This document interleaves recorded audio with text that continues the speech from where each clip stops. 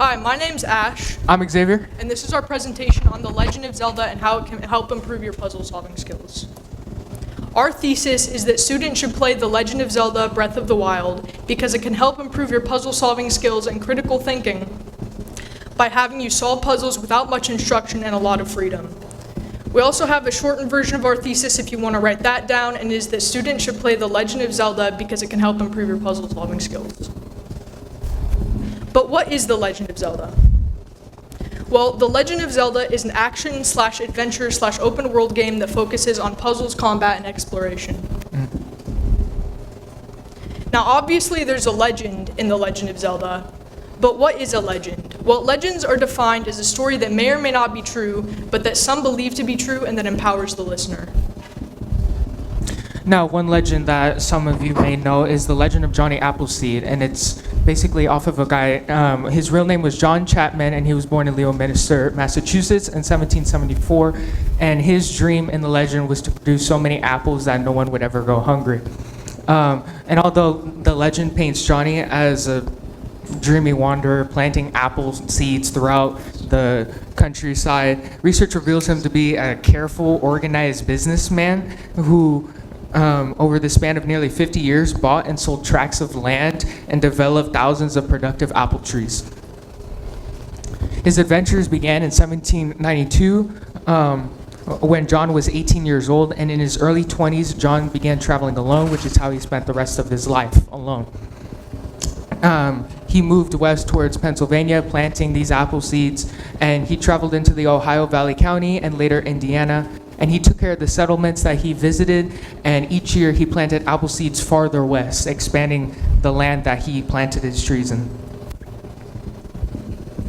I forgot the quote.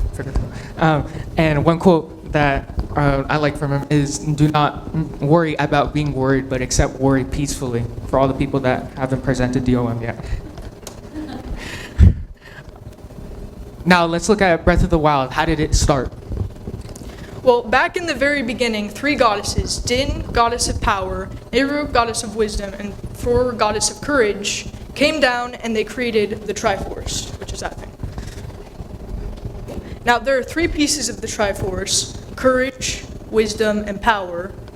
And one thing to note about it is that if the Triforce is stolen by someone who doesn't possess all three virtues, which is courage, wisdom, and power, it will leave the finder with the piece they most resemble, and the rest will split off to find new hosts.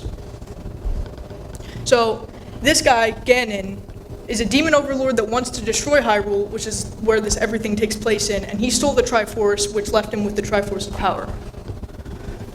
This is Link, Princess Zelda's knight and the main character, and he was left with the Triforce of courage. And this is Zelda, the Princess of Hyrule, and she got the Triforce of wisdom, but only once it's convenient to the plot. So, due to some rule, these three are destined to be reincarnated forever. So this leads us into the timelines. Right here, we've explained the very beginning, and it splits into three timelines and gets really weird, and for the sake of our presentation, we have to skip all that and go all the way to Breath of the Wild. So if you're actually interested in this, here's the reference videos we used. You'll find them on YouTube. It's just the first two search results for Legend of Zelda storyline, and yeah. Now, this is Calamity Ganon. He's reincarnated Ganon 10,000 years later and is holding Zelda captive in Hyrule Castle. And this is reincarnated Link and Zelda, who are exactly the same as before. But how did we get, this is a little bit too far ahead. How did we get here? Well, 10,000 years later, from the events of the other timelines, reincarnated Ganon is about to overpower his seal that holds him back from destroying literally everything in Hyrule. So Zelda makes a bunch of guardians, that one, and Divine Beast, those up there, and she chooses 4 champions to control them. And with the champions, guardians, and Divine Beast's help, Link and Zelda seal Ganon away again for now. Then he rises again. The guardians, Divine Beasts, and shrines are forgotten about for thousands of years until they are unearthed in a digging operation. At that point, Ganon has started to break his seal, so Zelda chooses 4 new champions to help pilot the Divine Beasts. Now, these champions, from left to right, are Mipha, champion of the Zora. Fish people. Rivali, champion of the Rito. Bird people. Daruk, champion of the Goron. He's like strong monster. and Urbosa, champion of the Gerudo. These women merchants. So then Calamity Ganon attacks, but this time he's smarter and he seizes control of the Divine Beast, kills all the champions, and nearly kills Link. However, Zelda brings Link to the Shrine of Resurrection, where he sleeps for 100 years, and Zelda goes back to Hyrule Castle to seal Ganon away alone. Very heroic. Now that whole thing we just talked about, that was the actual legend. The part we're going to be talking about next is the actual game. So this is 100 years later, Breath of the Wild. Link wakes up 100 years later in the Shrine of Resurrection, but he has amnesia and can't remember anything. Zelda is still keeping Ganon back, but her seal is weakening, and Hyrule is already in ruin. Link then learns of Zelda's final message, which is to free the Divine Beast from Ganon's control. During Link's journey, he frees the spirits of the champions from the Divine Beast. He defeats shrines, explores locations, and recovers his memories. Link then defeats Ganon, Zelda is freed from Ganon, and the game ends. Now, obviously this whole game isn't real, making it a fairy tale. But what is a fairy tale? Well, a fairy tale is a fictional story that may feature folkloric characters such as Fairies, goblins, elves, trolls, etc. and enchantments, often involving a far-fetched sequence of events. Now, we briefly mentioned shrines, but we didn't elaborate on what they are. And basically, shrines are small dungeons scattered around the land of Hyrule that are filled with puzzles, and they vary in the different types of puzzles that they offer, whether it's a combat battle against these mini guardians or having to navigate your way through life-size mazes. Yeah. Now, you may be thinking, what does this have to do with your thesis, your main point, that The Legend of Zelda can help improve your puzzle-solving skills? Well, we did an experiment, which is also our product, where we timed my dad doing various shrines and divine beasts to see how his mind improved over time. So first we started him on my game and had him do a couple shrines with no help, like at all. He didn't do the tutorial shrines. And all those shrines took upwards of 15 minutes. So we made a new game and had him do the tutorial shrines. The Magnesia Shrine, which is like this magnet that you can move stuff with, took about 5 minutes. Bombs, those are self-explanatory, took 6 minutes and 16 seconds. Stasis, which like freezes objects in time, took 7 minutes and 8 seconds. And Cryonis, which is this ice block thing, took 3 minutes and 20 seconds. Now, for the shorter shrines, he took around 2 to 8 minutes to complete, but for the longer and more strenuous shrines, he took around 7 to 15 minutes to complete these more harder shrines. Something to note is that it's very hard to classify the shrines into just easy and hard because of how diverse they are, but we did try our best to do that. And for the Divine Beast, the first Divine Beast he decided to tackle was Divine Beast Varuta, which is the easiest of all the Divine Beasts. And the average time for a player to solve this Divine Beast is 1 hour, but his time was about 1 hour and 20 minutes, just a little bit longer.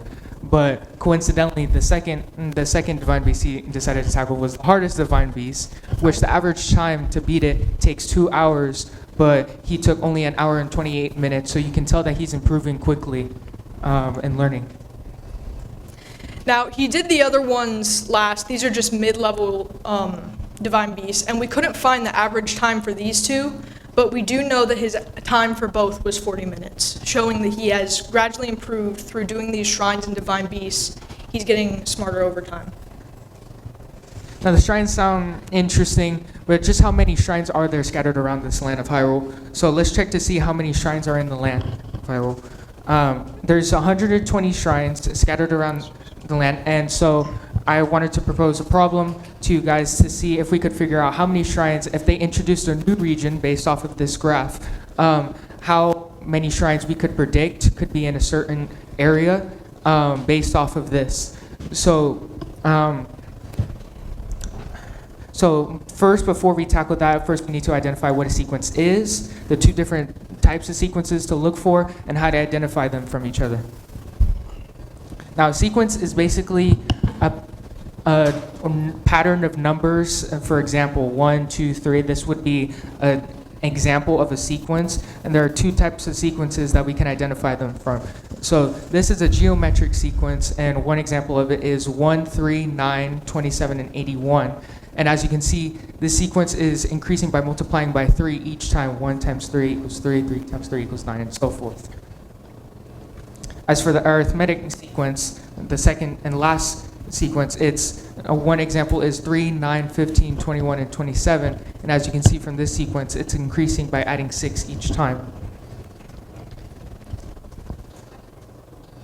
Oh. Okay. So based off of that, what can we see from this graph, the graph of the shrines? What do we notice about the line on the graph and the points on this graph? A question for you guys. Which sequence do you think it is?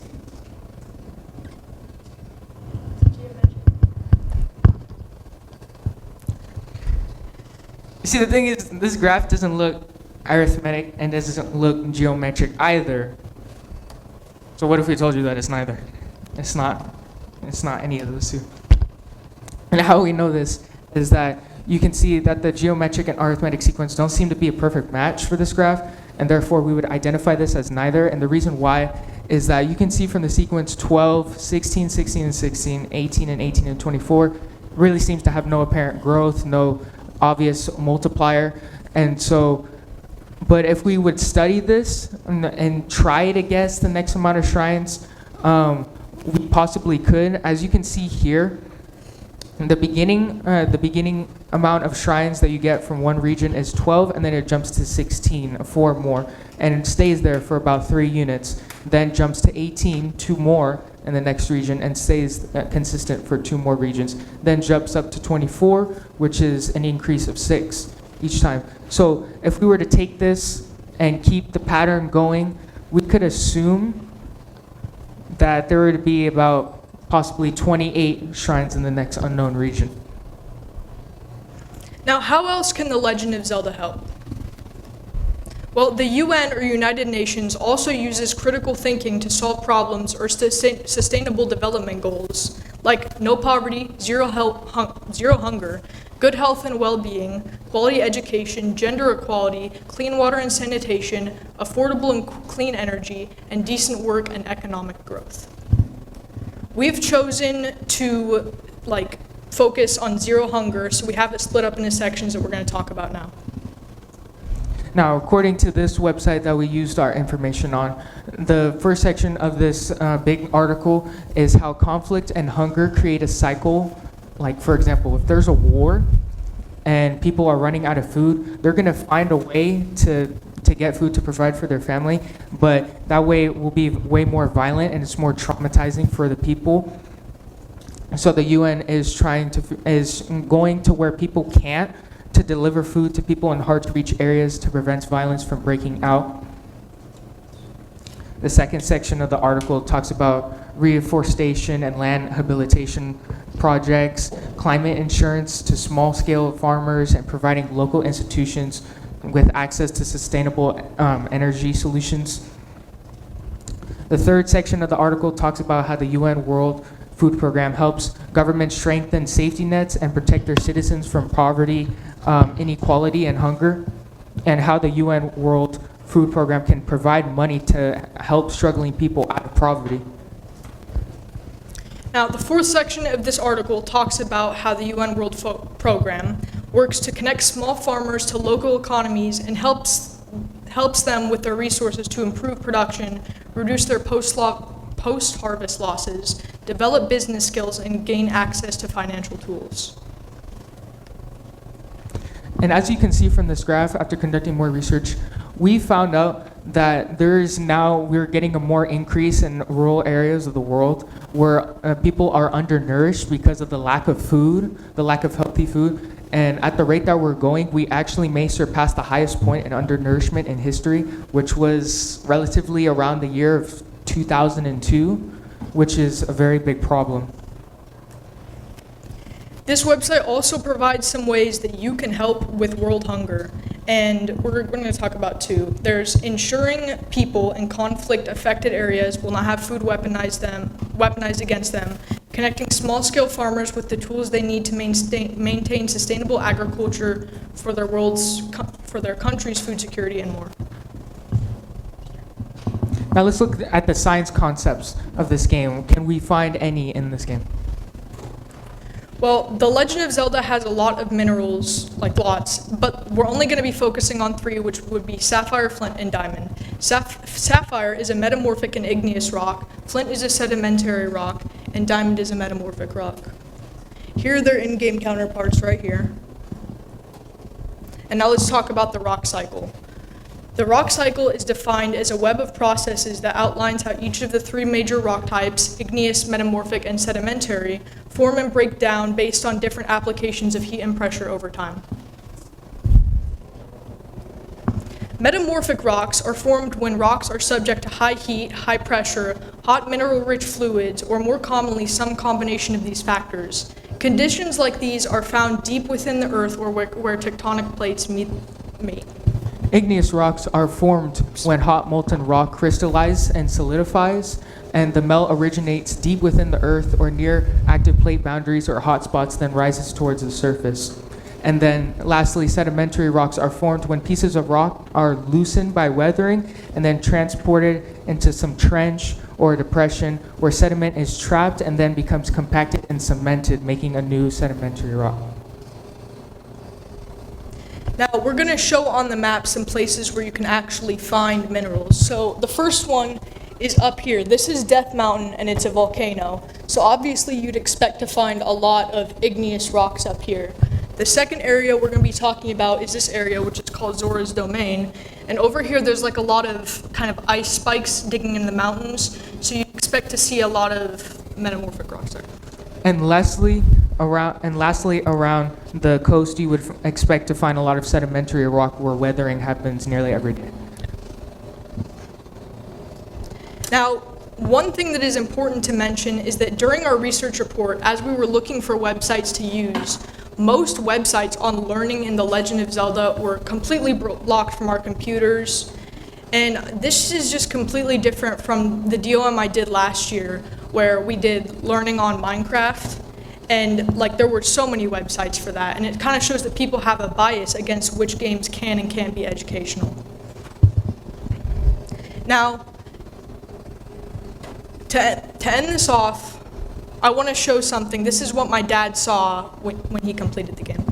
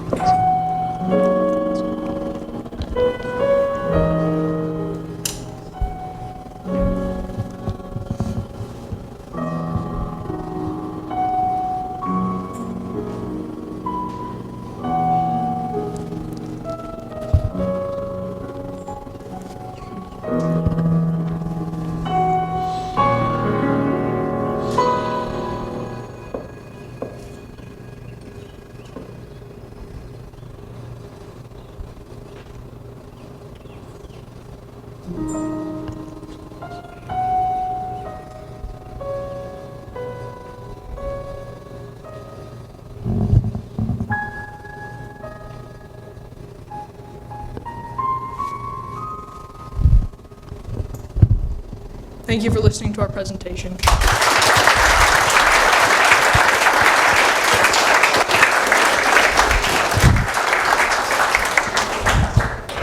Alrighty. Well, congratulations. This was a great presentation. I really enjoyed it. I think you guys did a good job just going back and forth with each other. Very interesting. This is one of those video games that I actually have some knowledge of, so I was able to relate, so I appreciate that. Your math was super cool. I really liked how you went through that. So Ashley, I don't have you just yet, so I'm excited for next year. But Xavier, you did a great job with the math because you truly took the time to explain all the little idiosyncrasies, what's a sequence, arithmetic, geometric, what could it look like. Then you tied it into your presentation, and I like how you went, it's neither, and I'm like, but it's so close to exponential, and then you said, but let's take a look at this. And so I like how you actually were able to go, hey, it's not perfect, but let's try to model it, and then let's make a prediction about it. which I think speaks to your idea that puzzle solving is something that we can do. It's going to improve us. I thought maybe it would have been interesting to look at the times it took your dad to actually complete each of those and go, oh, is there exponential decay happening with that? Like, is he getting faster as he goes through it? So all sorts of really cool things with it. I really enjoyed your presentation, so good job. Yeah, excellent job, guys. Really good work. And I want to commend you. This is like in a completely full room of probably 80 people, and you are freshman up there with full composure, confidence, and you just have this really calm demeanor, and that's hard for anybody, and so I'm really proud of you guys for that. Your geography was awesome, super in detail. You use sources to support what you were talking about. You used the United Nations and the Sustainable Development Goals. The only area of improvement is really hitting hard how that connects back to your thesis. So what does the UN's approach to world hunger have to do with Zelda as a learning tool? But overall, I really enjoyed your presentation. It was super engaging. You've made major improvements from your last one, which was already pretty good, even though you're both individual. So I'm proud of the progress you've made, and I'm really excited to see where you go from here. This is a great job, Ed.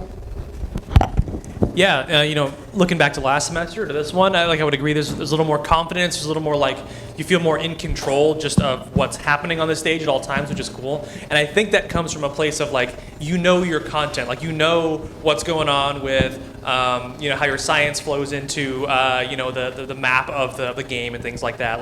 You have a good understanding of what you want in the game and everything, which is a good sign. We want that. We want people to go up there and feel like they know what they're talking about, and you guys definitely have that, which is awesome.